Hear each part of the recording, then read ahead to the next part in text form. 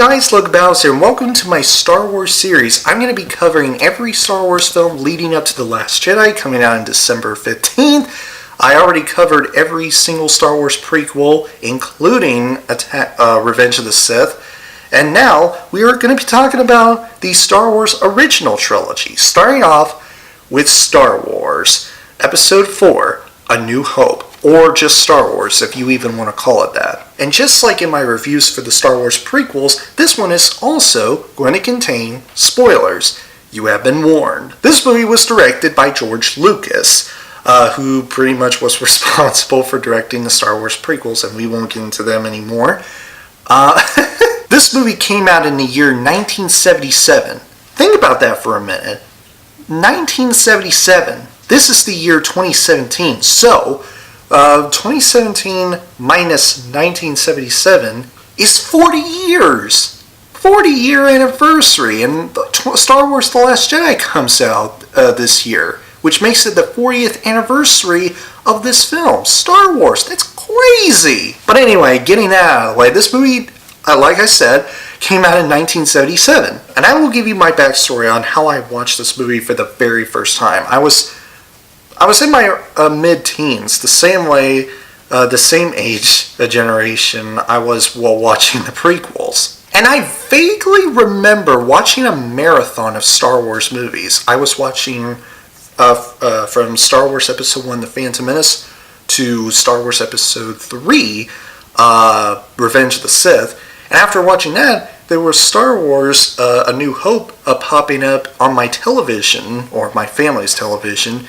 and I was like, why does this movie look old? This looks like it came out like 2 decades or 3 decades ago. I mean, I was in my mid-teens not realizing that this movie came out in 1977. I'm thinking this movie looks way too old, it shouldn't really be on there. I don't know, I was a weird, ignorant kid for some reason. But anyway, this movie starts off with this opening scene, and that opening scene alone really set the tone for what this movie is going to be. It set this up as an enticing, invigorating, and intenseful movie to watch, where you get to see the Empire trying to invade the Rebels. And this opening scene also introduces us to none other than Darth Vader, one of the best villains in cinema history, one of the greatest villains in cinema history, if I might add that. Just the way he was looking down at the dead rebel troopers and all that stuff, it was really cool. It was like, wow, Darth Vader looks cool. And there was more scenes like that we will get into in a few minutes. We get to see C-3PO and R2-D2 hop on this escape pod to get off of the rebel ship and head down to this planet Tatooine, where we get to see them be introduced to Luke Skywalker, played by Mark Hamill.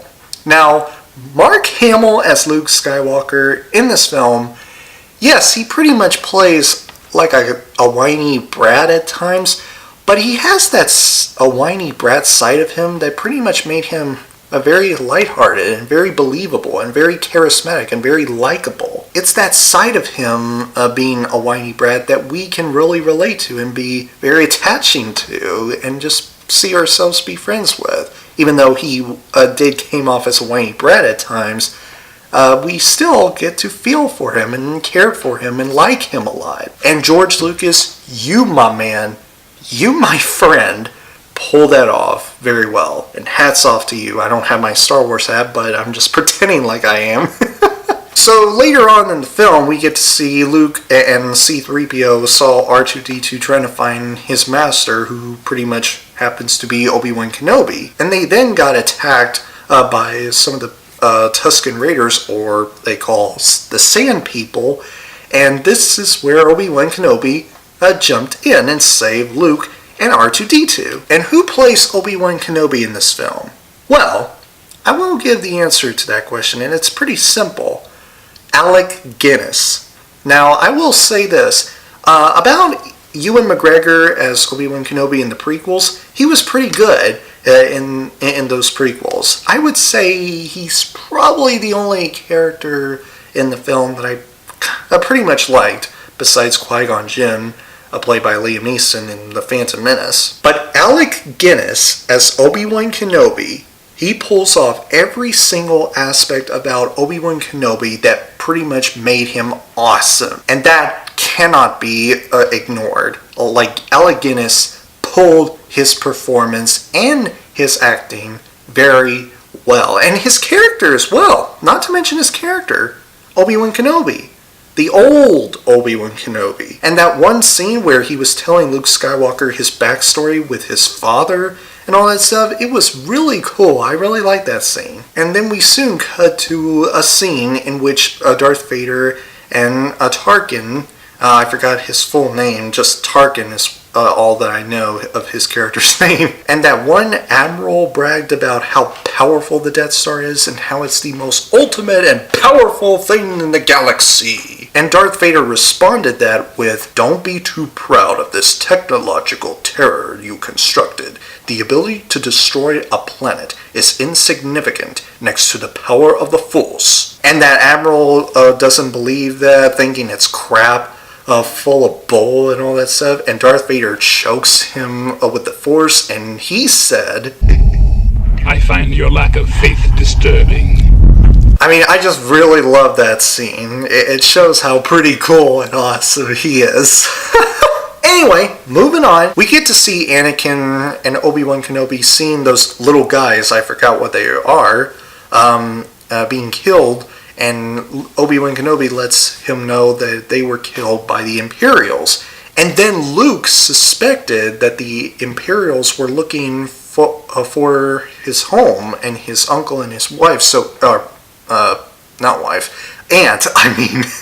Then Luke came to his home to see if they are okay or if they were being attacked. And sure enough, their home was destroyed, not to mention that his uncle and his aunt died. Or were killed. And that other shot where you see Luke Skywalker looking his eyes down to the ground and then looks at his dead aunts and uncles' bodies and all that stuff, it was a very emotionally powerful scene. So Obi-Wan, Luke Skywalker, and the droids try to find a way to get off of Tatooine because they felt that they were being pursued by the Imperials, or the Empire. And what is their only way to get off of Tatooine? Well, they had to make a deal with Han Solo, played by Harrison Ford, and his buddy Chewie. Our heroes have escaped from the Imperial troopers, who then saw our heroes escaping. Obi-Wan Kenobi and Luke Skywalker were trying to persuade Han Solo into going to the planet of Alderaan. Han Solo agrees, and then after they arrived, they discovered that Alderaan was being destroyed. Like, they were getting through every asteroid that was pretty much a part of the destroyed Alderaan. And Han Solo, Obi-Wan Kenobi, Luke, and Chewbacca had no choice but to get to Death Star, where they soon discovered that there is a princess on board and is pretty much imprisoned. And who was that princess, you might ask? Well, the princess was Princess Leia, played by Carrie Fisher. And again, rest in peace. I know I said this before, but again, rest in peace, Carrie Fisher. Han and Luke rescued Leia and tried to find a way to get off of Death Star. And then a few minutes later, we were introduced to the fight scene between Obi-Wan and Darth Vader. And it was a really great scene. I really liked that scene. It was very cool. It was a fight that I actually would be disappointed if this weren't put into the movie. Your powers are weak, old man. You can't win, Darth.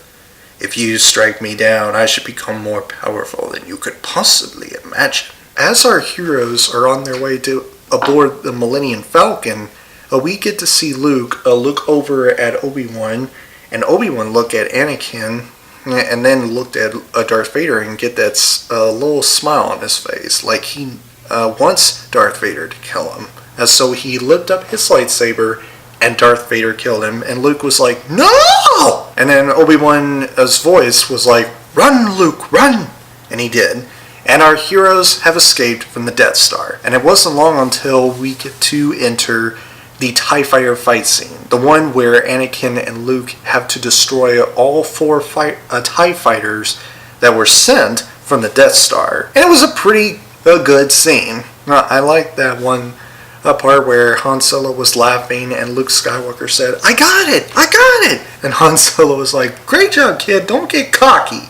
So our heroes arrived at, I believe it's called Dantooine, or Dantooine, or whatever, said by Princess Leia, a planet that is kind of bluish and greenish, that has the Rebel base on there. Because earlier on in the film, if you paid attention really closely, you will notice a scene in which Tarkin try to persuade Leia into telling him where the Rebel base is. So our heroes, our rebels actually, are trying to make up a plan to destroy the Death Star. And we get to see one part where Han Solo was like, I'm only here for the money, not to fight. Luke Skywalker tried to convince him to fight with him.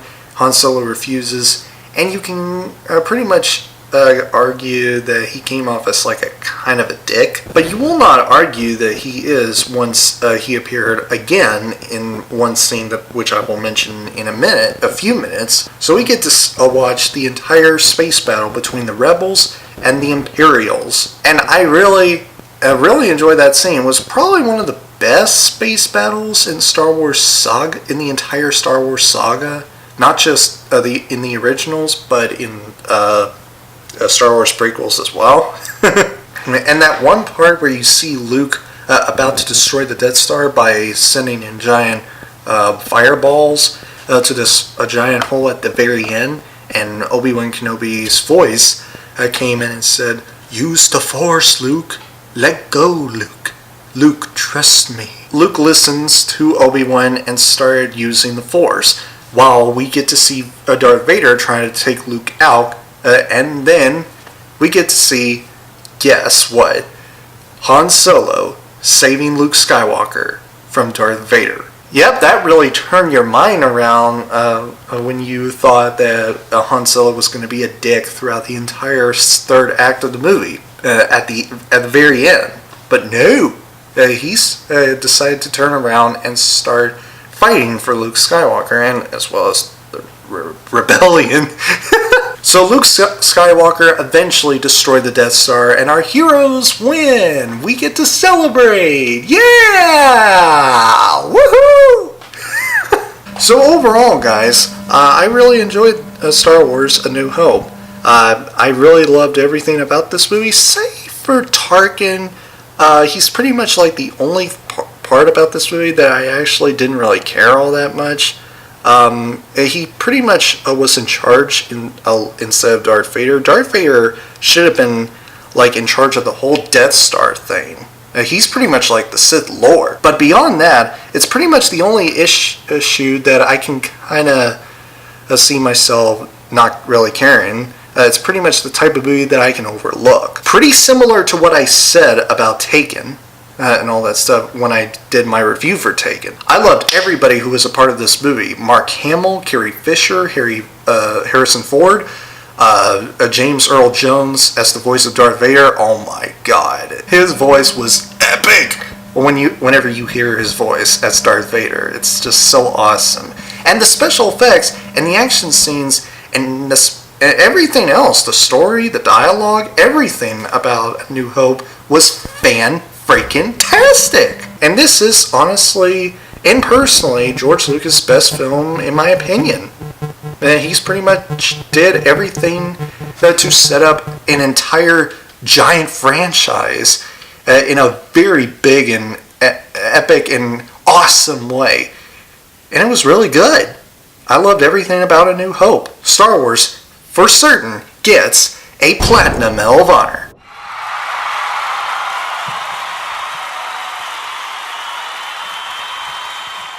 If Tarkin wasn't really in this film, I wouldn't have given the issues that I have with this film.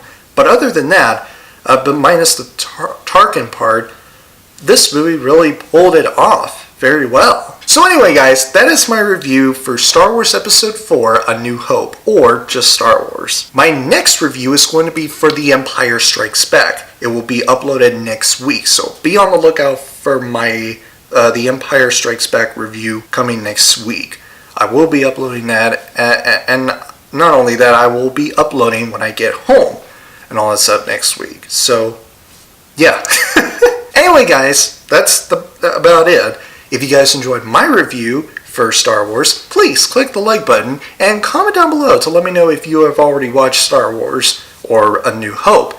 Did you like it? Did you thought it was okay, or did you not like it? And if you enjoyed what you've seen here and you want to see future videos from me, please click the subscribe button and turn on the notification bell so that you never miss a video. And I will see you guys in the next video. Have a great week, Battle Squad, and as always, fight the good fight. Peace!